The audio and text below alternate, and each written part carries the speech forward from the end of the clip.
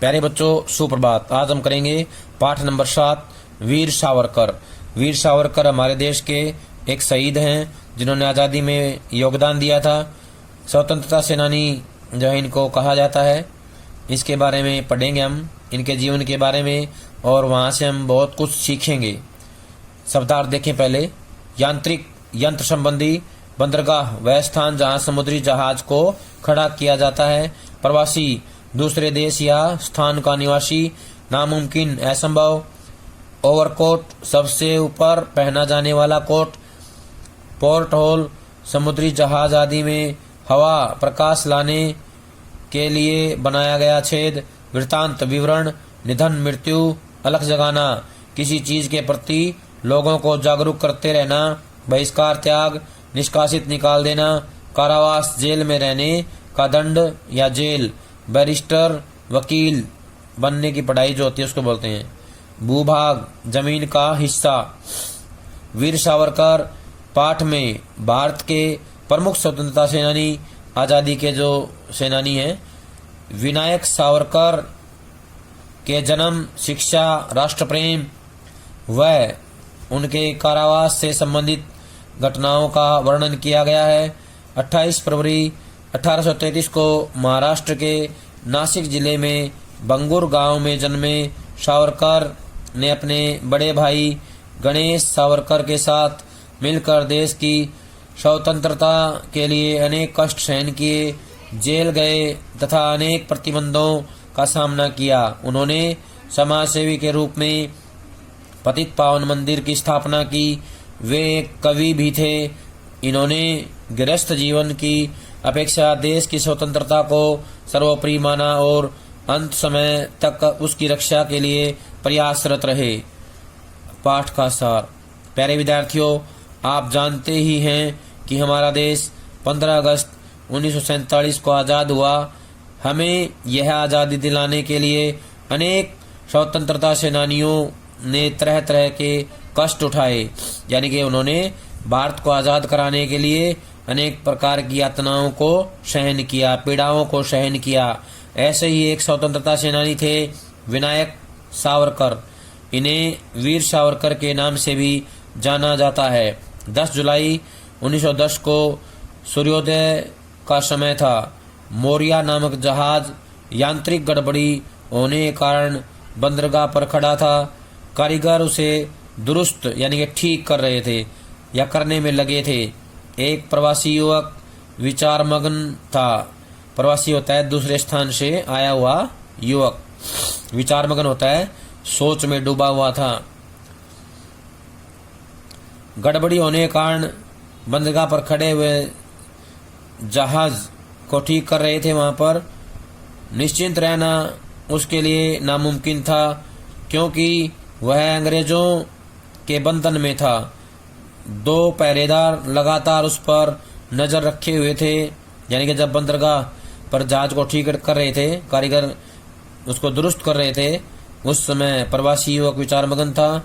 निश्चिंत रहना उसके लिए यानी कि बेपरवाह हो जाना उसके लिए नामुमकिन था, क्योंकि अंग्रेजों के बंधन में था। 2 पहरेदार उस पर नजर रखे हुए थे और उसकी एक एक गतिविधि को ध्यान से देख रहे थे। कुछ समय बाद बंदी ने पहरेदार से कहा, मुझे सोच के लिए जाना है। पहरेदार उसे जहाज के सोचकूप में ले गया। उस सोचकूप में ऊपर शीशा लगा हुआ था। पहरेदार उस शीशे में से अब भी उस पर नजर रखे हुए थे। उस बंदी ने अपना ओवरकोट ऊपर खिड़की पर लगे शीशे पर इस ढंग से रख दिया ताकि पहरेदार उसे देख न सके। इसके तुरंत बाद वह बंदी वहां के पोर्ट होल से बाहर निकला, समुद्र में कूदा और तैरकर किनारे पहुंच गया। दूसरी ओर शौचालय के बाहर खड़े पहरेदार ने सोचा कि काफी समय हो गया है, वह बंदी अभी तक बाहर नहीं आया है, जरूर कुछ तो गड़बड़ है। अतः एक पहरेदार ने जहाज के ऊपर चढ़कर देखा कि वह युवक समुद्र में कूद गया था। यह देखकर पहरेदार शोर मचाने लगा बंदी भाग रहा है, पकड़ो पकड़ो। तभी सारे जहाज में शोर मच गया। भागने वाले बंदी का नाम था सावरकर। इस घटना का पूरा वृत्तांत दूसरे दिन समाचार पत्रों में छप गया, जिसे पढ़कर दुनिया भर से लोगों को बड़ा आश्चर्य हुआ, बड़ी हैरानी हुई। प्यारे बच्चों, 28 फरवरी 1883 को महाराष्ट्र के नासिक जिले के भंगूर नामक गांव में पंत सावरकर के घर में एक बालक का जन्म हुआ। उस बालक का नाम विनायक रखा गया। विनायक के बड़े भाई का नाम गणेश बाबाराव था। विनायक जब 9 वर्ष के थे तब उनकी माता का निधन हो गया।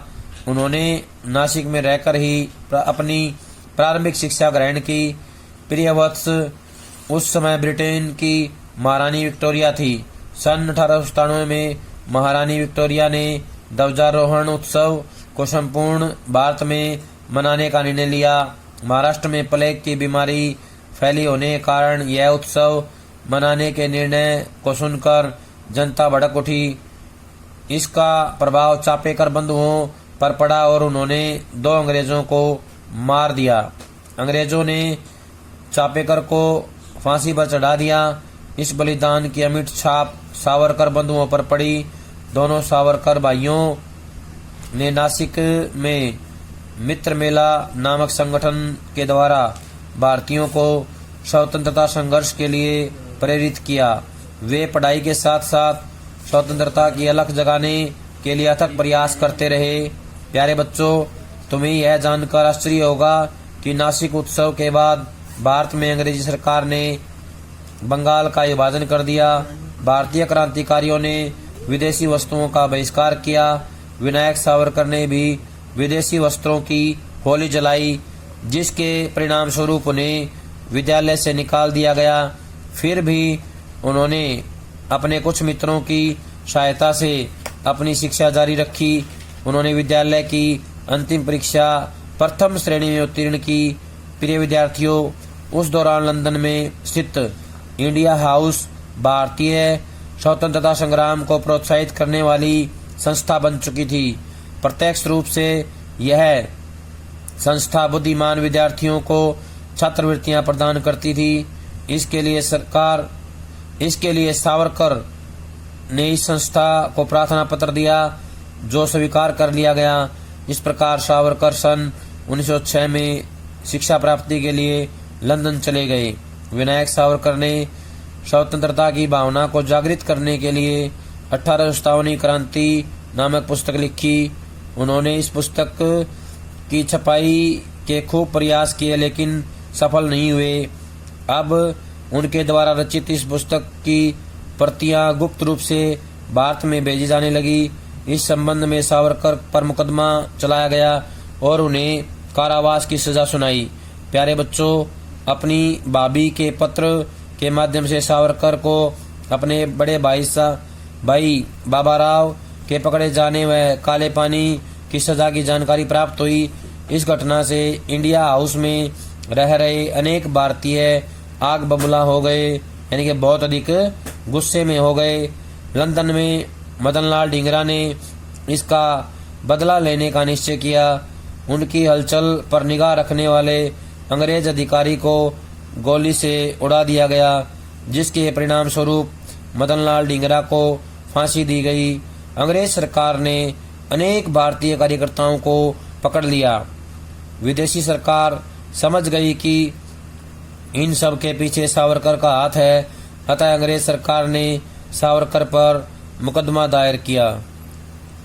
प्यारे बच्चों, अंग्रेजों ने सावरकर के भाई गणेश को अंडमान के कारावास में भेज दिया गया। अतः अब सावरकर की इच्छा लंदन में रहने की नहीं रही। विपरीत परिस्थितियों में भी वे बैरिस्टर की परीक्षा में सफल रहे। जब ये भारत लौट रहे थे तब लंदन के विक्टोरिया स्टेशन पर इन्हें पकड़ लिया गया और अंग्रेज अधिकारी की हत्या का आरोप लगा इन्हें गिरफ्तार कर लिया, यानी कि इनको बंदी बना लिया गया। प्यारे बच्चों, वीर सावरकर वास्तव में बहुत ही वीर और बुद्धिमान थे। मोरिया जहाज में बंदी होने पर भी वे समुद्र में कूद पड़े और तैरकर फ्रांस के भूभाग पर पहुंच गए। वहां पहरेदारों द्वारा उन्हें पकड़ लिया गया। भारत में सावरकर पर मुकदमा चला और उन पर आरोप लगाए गए कि ये लोगों को भड़काकर अंग्रेजों की हत्या करवाते हैं। इन आरोपों के तहत जब उन्हें 2 आजीवन कारावास की सजा सुनाई गई तब सावरकर ने बड़े गर्व के साथ कहा, ओह, अंग्रेजों को भी हिंदुओं की पूर्व जन्म की कल्पना मान्य है। 2 आजीवन कारावास की सजा सुनाना ही इसका प्रमाण है, यानी कि इसकी जो सत्यता है ये सिद्ध हो जाती है। हे भारत की भावी ऊर्जा, एक दिन कारावास में विनायक सावरकर को अपने बड़े भाई गणेश सावरकर के दर्शन हुए, लेकिन वे आपस में बातचीत नहीं कर सकते थे।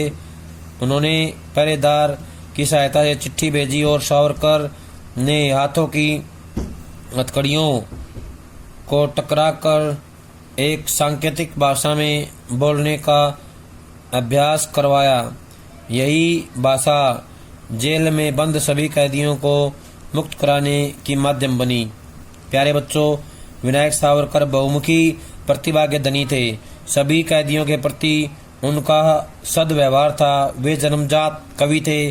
कारावास में रहते हुए भी उन्होंने काव्यों की रचना की। वे अपनी काव्य रचना को लोहे की कील से दीवार पर लिखकर कंठस्थ करते थे। उन्होंने अनेक काव्यों की रचना की, यथा कमला, महासागर आदि।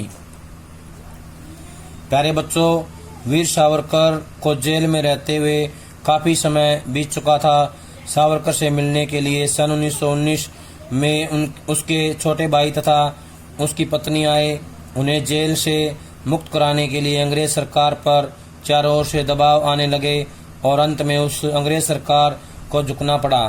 सन 1921 में बाबा राव को भी मुक्त किया गया तथा सावरकर को भारत लाया गया और सन 1922 में उन्हें भी जेल से मुक्त कर दिया गया, लेकिन उन पर जिले से बाहर जाने पर प्रतिबंध भी लगा दिया गया। सन 1924 से सन 1938 तक ये रत्नागिरी जिले में बंदी रहे। यहाँ उनकी पत्नी यमुनाबाई भी इनके साथ रही। उनके प्रभात नामक कन्या तथा विश्वास नाम का पुत्र हुआ। भले ही वीर सावरकर का विवाह सन 1901 में हो गया था, लेकिन लगभग 23 वर्ष तक इन्होंने अकेले जीवन व्यतीत किया। प्यारे बच्चों, कुछ समय बाद अंग्रेज सरकार की अनुमति पाकर वीर सावरकर वापिस नासिक आ गए। वहां जनता ने उन्हें 1 लाख रुपए भेंट किए। समाज सेवा में उन्होंने तन मन धन अर्पण कर दिया। उन्होंने रत्नागिरी में पतित पावन मंदिर की स्थापना की और इसका उद्घाटन शंकराचार्य द्वारा करवाया। सभी भेदभाव को भुलाकर लोग एक जगह बैठकर भोजन कर सकें, इसके लिए सहभोज कार्यक्रम का आयोजन किया गया। इस प्रकार उन्होंने समाज सेवा में भी अपना योगदान दिया। प्यारे बच्चों, सन 1937 में सावरकर पर लगे प्रतिबंध हटा लिए गए और अब वे राजनीति में कूद पड़े। उन्होंने हिंदू महासभा का अध्यक्ष निर्वाचित किया गया। सावरकर के अनुयायियों ने सन 1960 में मृत्युंजय दिवस मनाया। उन्हें जेल में जहां रखा गया था वहां स्वर्ण फलक लगवाकर उसे राष्ट्रीय स्मारक घोषित किया गया। सन 1965 में सावरकर को अप्रतिम स्वातंत्र्य वीर के सम्मान से नवाजा गया।